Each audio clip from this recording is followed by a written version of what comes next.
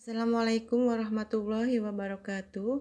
Apa kabar semuanya? Semoga baik-baik saja ya. Oke, kali ini kita akan mempelajari tentang sistem reproduksi pada wanita. Materi pada sistem reproduksi pada wanita yang akan dipelajari yaitu tentang organ reproduksi wanita, yang kedua oogenesis, yang ketiga siklus menstruasi, dan yang keempat adalah fertilisasi dan kehamilan. Organ reproduksi pada wanita ada dua sama saja dengan organ reproduksi pada laki-laki, yaitu organ reproduksi eksternal atau luar dan organ reproduksi internal atau dalam. Organ reproduksi eksternal atau luar terdiri dari vulva, yaitu celah paling luar dari alat reproduksi wanita, dan labium, yaitu sepasang bibir kanan dan kiri. Organ reproduksi internal atau dalam terdiri dari ovarium, tuba fallopi, infundibulum, uterus atau rahim, endometrium, serviks, dan vagina. Kita akan bahas satu persatu ya. Yang pertama adalah ovarium atau indung telur. Ovarium berjumlah sepasang dan memiliki bentuk seperti telur. Ovarium adalah tempat menghasilkan sel telur atau ovum melalui proses oogenesis. Di dalam ovarium terdapat kumpulan sel yang disebut folikel. Folikel ini yang menghasilkan hormon estrogen dan hormon progesteron. Pada setiap bulan, sel telur yang telah matang dilepaskan dari ovarium. Proses pelepasan sel telur dari indung telur ini disebut ovulasi. Biasanya, setiap ovarium akan bergiliran melepaskan ovum atau telur setiap bulannya. Yang kedua, saluran tuba fallopi atau ovinduk. Tuba fallopi fungsinya sebagai tempat fertilisasi atau pembuahan yang akan menghasilkan zigot atau sel anak. Pada ujung saluran tuba fallopi yaitu ada saluran telur yang berakhir dalam struktur berbentuk corong yang disebut infundibulum yang ditutupi oleh fimbre. Fimbre fungsinya untuk menangkap sel telur yang dilepaskan oleh ovarium. Fungsi saluran telur membawa sel telur dari infundibulum ke rahim. Rahim atau uterus. Rahim berfungsi sebagai tempat perkembangan janin. Ukuran rahim yaitu sekitar 5 cm ketika tidak hamil, sedangkan rahim akan mengembang hingga 30 cm saat hamil dan akan disesuaikan dengan perkembangan bayi. Pada rahim terdapat endometrium. Endometrium ini bisa robek dan mengeluarkan darah saat menstruasi. Dinding rahim atau endometrium memiliki peranan dalam pembentukan plasenta.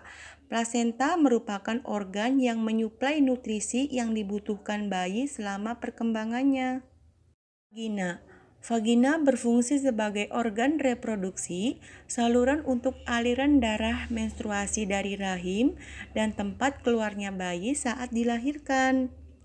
Vagina tersusun atas otot-otot yang elastis dilapisi selaput membran yang disebut dengan selaput darah.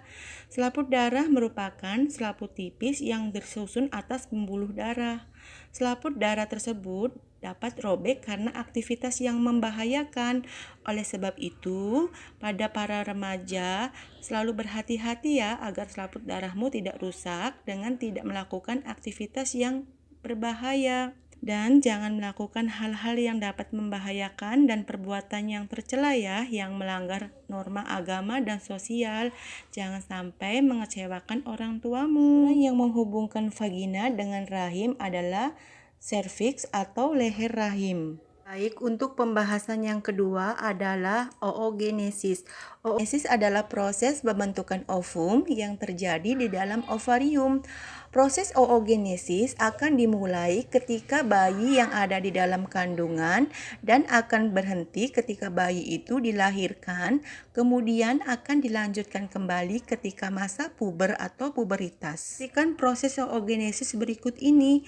Proses oogenesis atau proses pembentukan sel telur terjadi pada waktu anak perempuan masih dalam kandungan, kemudian akan berhenti ketika dilahirkan dan dilanjutkan kembali ketika anak perempuan itu masuk masa puberitas. Oogonium akan membelah secara mitosis dan membentuk oosit primer.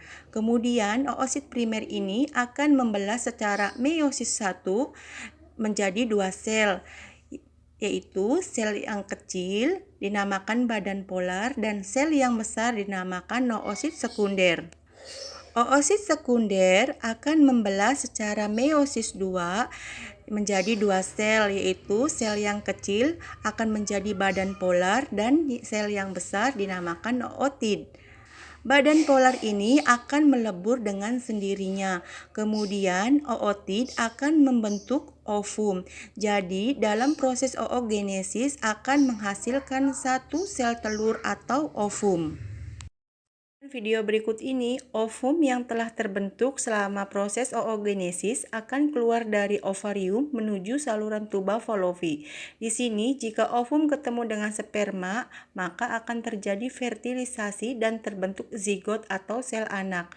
Fertilisasi atau pembuahan adalah proses peleburan sperma dan ovum. Biasanya, dari jutaan sperma yang berhasil menembus masuk ke dalam ovum adalah hanya satu sperma yang terkuat saja.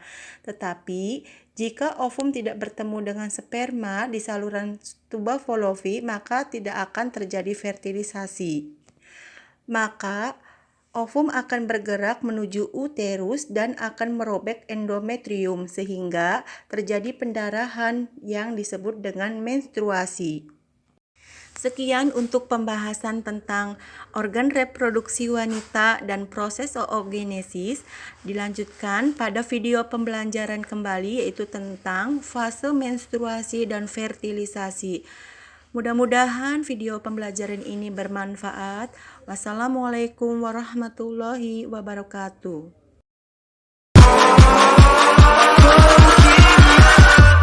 Catch 'em all.